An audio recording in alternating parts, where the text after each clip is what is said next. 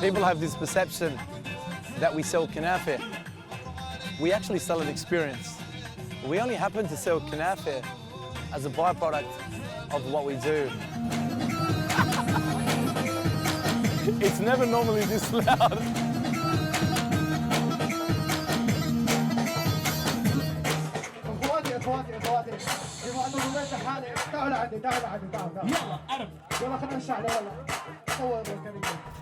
Our journey started about 20 years ago. My brother and I actually started washing dishes in cafes from the age of 13. And from there we realized we enjoyed being around food and people. So we went from scrubbing dishes in the kitchen to front house operations, which involves sort of food running and waitering. I've always loved being creative, so after school I went on to do architecture, and it was through my architecture degree where I was inspired to do something with a shipping container, and actually inspired by the streets of New York and Berlin, where they would transform shipping containers into apartments for living.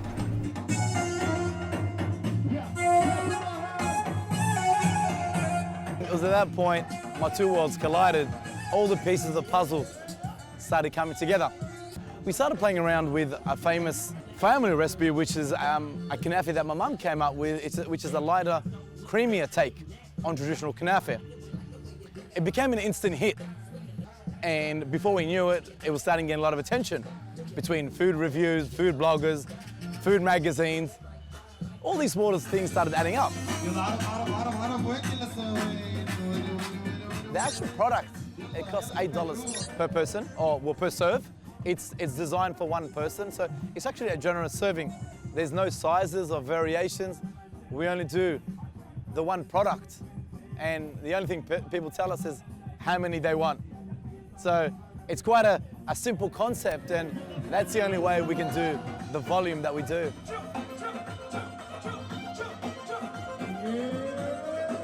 The whole startup cost would have been under $50,000, including trades, labor, materials, and equipment. We try to work on 30% food costings, and in saying that, with such a big logistics operation, it sort of fluctuates between locations and how hard it is to get into certain locations. But think of a whole restaurant that moves every 2 weeks. We try so hard to create consistency everywhere we go, but we try to get close to that 30%. I guess being the best at what we do and continue to be innovative, and I guess now people come with that expectation, and people go, we want to have that element of what's going to happen next. What are the beer bakers going to bring to the table tonight? And on a given night, you never know who you're going to meet, what are you going to experience, what's going to happen. And like I said, the kanafe, the product itself, is only an element of what we do.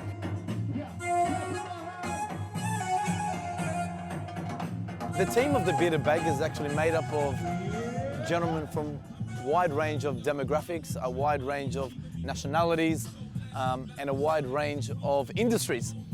And the reason behind that is we believe across a wide range of industries, we get to capture and harness certain qualities that we can actually benefit in the hospitality industry. You know, we got guys from telco, we've got tradesmen, we've got engineers, we've got architects, we got designers, a lot of guys in management as well. So we have all these that come together, and it creates a remarkable force, because it creates an environment where we all learn from each other. And in all honesty, I've actually learned more from the bakers than the bakers have learned from me.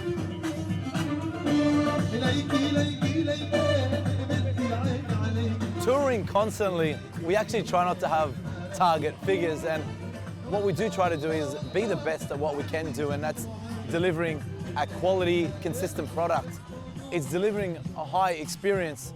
It's delivering genuine hospitality, and we believe what we give, it's really hard to match in the hospitality industry, because I find in the hospitality industry that a lot of people are just replicating each other, especially in the restaurant and cafe scene.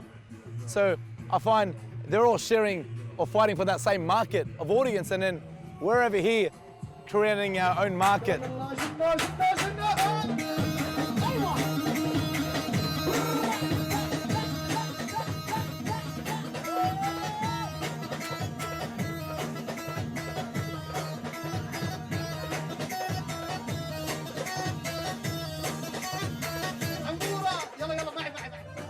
So as part of the experience, you know, we find people from all walks of life sort of singing and dancing to Middle Eastern music. And the beautiful thing about what we do is that we attract a wide range of people for a wide range of reasons. And it's quite rewarding. We're touring Sydney and we're touring Melbourne. Our aim now is to perfect that. And going from 1 to 2, we find from a business model has been probably one of our biggest challenges, that we take a lot for granted in our home city. Once we master Melbourne, we believe that we will have the perfect model to spread our wings globally, because going from 1 to 2 is the hardest. Going from 2 to 10, we believe we can do that very easily, because we'll have the systems and procedures in place. And we're in the midst now of creating our own guidebook to the bearded bakers and kanafi in every city, whether it be New York, Berlin, Dubai,